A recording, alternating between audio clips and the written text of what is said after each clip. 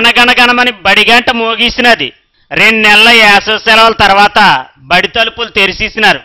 ఇన్ని రోజులు పిల్లలనేక బోసిపోయిన ఈ స్కూళ్ళు ఇప్పుడు కలకలకలని ఆడిపోతున్నాయి. నేస్తాలతోటి ఆ కబుర్లు ఈ కబుర్లు చెప్పుకునేసరికే ఫస్ట్ రోజు గడిచిపోనది. సర్కారీ బడుల్లోని పిల్లలు బాగానే పాస్ అయ్యారు కానీ విద్యాశాఖే ఫెయిల్ అయిపోయింది. అదేట్రా చిన్నోడా, అదెలగంతావా? ఇరిగిపోయిన బెంచీలు, కంపు కొట్టేసి మరుగుదొడ్లు, పాడైపోయిన మంచినీళ్ళ ట్యాపులు, పెచ్చులూడిపోయిన క్లాస్ రూములు, మళ్ళీ అయ్యే అవస్థలు, అయ్యే అగసాట్లు.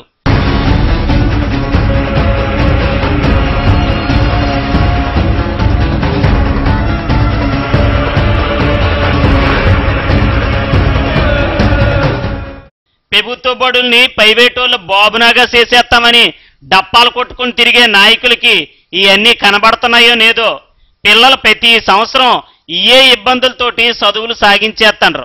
ఈ సర్కారీ బోర్డులకి కొన్ని కంపెనీలు దాతలు ముందుకు రాబట్టి గాని, లేకపోతే ఇప్పటికిని దుంపల బళ్ళు ఎంగిలి బళ్ళుగానే మిగిలిపోను. ఈ స్కూల్ గేట్లు తెరిచేసరికి రెండెర్రా గుంటకనల్లారా అని బడిలోని అసౌకర్యాలు పిల్లల్ని జడిపించేస్తున్నాయి. ఇదిగోటి ఈ టాయిలెట్లను చూడండి, గోపాలపట్నం బాయ్స్ స్కూల్లోనివి ఇవి. దీంట్లోనికి కానీ వెళ్తే వచ్చి కంపుతోటి పిల్లల బెడ్ ఎక్కిడమే. చెత్తాచెదారం ఓవైపు, మంచినీళ్ళు తాగడానికి ఇబ్బందే. ఇలాగ శానోటి సర్కారీ బడుల్లోని అవస్థలో ఇన్నని చెప్పనేం. మాకు ఇక్కడ వాటర్ సదుపాయం సరిగ్గా లేదు, టాయిలెట్స్ కూడా బాగోలేదు. అక్కడ ఒక ట్యాంక్ ఉంది, దాన్ని సార్ క్లీన్ చేస్తున్నారు, ఆ వాటర్ తాగుతున్నాం. వారం రోజులు అయింది. ఇక్కడ చాలా ఎవరో వచ్చి వైర్లు కట్ చేసి వెళ్ళిపోయారు. స్టూడెంట్స్ అందరు చాలా ఇబ్బంది పడుతున్నారు సార్. అందులోని ఎదురుగా గోడ కనబడుతుంది, ఆ పక్కన ఎవరో చెత్త వేసేస్తున్నారు. టీవీఎంస్ వచ్చి క్లీన్ చేస్తున్నా ప్రతి వారానికి ఎక్కువ పేరుకోవడం వల్ల ఈగలు వస్తున్నాయి సార్ ఎక్కువ. అవి చెత్త మీద వాలి అందరి మీద వాడడం వల్ల చాలా మంది ఇన్ఫెక్షన్స్ అలాంటివి వస్తాయని అనుకుంటున్నాం. ఇంకోటి ఏమంటే అక్కడ వాటర్ ట్యాప్స్ ఉన్నాయి. కిందసారి సార్ ఎన్నిసార్లు బాక్ చేసినా అది మళ్ళీ ట్యాప్స్ ఎరగొట్టడం అలాంటివి జరిగాయి. తర్వాత బాయ్స్ కి ఒకటి ఇక్కడ బాత్రూమ్స్ అవి లేవు సార్. ఏం అర్జెంట్ అయినా గ్రౌండ్ లోకి వెళ్ళడం తప్ప ఇంకా దిక్కులేదు.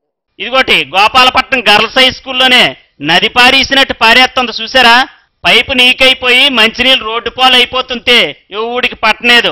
ఇలాగ ఒకటని కాదు, విశాఖపట్నంలోని విద్యాశాఖ మంత్రి సొంత జిల్లాలోనే ఇలాగేడుతుంటే రాష్ట్రంలోని మిగిలిన బడుల సంగతి ఏటని చెప్పాలా.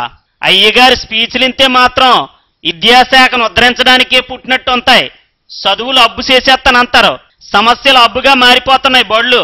ఇలాంటి అవస్థలు ఉంటాయనే ఈ స్కూలుల్లోని చేర్పించడానికి తల్లిదండ్రులు వెనకడుగేసి ప్రైవేటుకి పోతున్నారు. ప్రతి సంవత్సరం ఈ అవస్థలో ఎప్పుడు తీరుతాయని జనం ప్రశ్నిస్తున్నారు.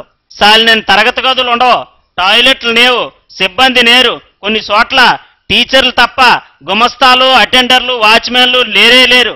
ఆ పనులన్నీ టీచర్ అమ్మలను మాస్టర్లే చేయాల్సి వస్తుంది. తర్వాత మాకు ఇక్కడ ఉందని చెప్పని నాన్ టీచింగ్ స్టాఫ్ లేరండి. నాన్ టీచింగ్ స్టాఫ్ ఒక్కరు కూడా లేరు. అందరూ టీచర్లవే అన్నీ చేసుకుంటాం మేము. అవుట్ సోర్సింగ్ అటెండర్ ఒకడు, వాచ్మెన్ ఒకడు మేము బయట నుంచి వేసుకున్నాం. వాళ్ళు కూడా గవర్నమెంట్ పోస్టులు లేవు. ఇక్కడంతా నాన్ టీచింగ్ అంతా మేమే చేస్తున్నాం, మా టీచర్లవే చేసుకుంటున్నాం. క్లరికల్ లేరు, అటెండర్ లేరు, రికార్డ్ అసిస్టెంట్ లేరు, ఎవ్వరూ లేరు, అన్ని టీచర్లమే చేస్తున్నాం.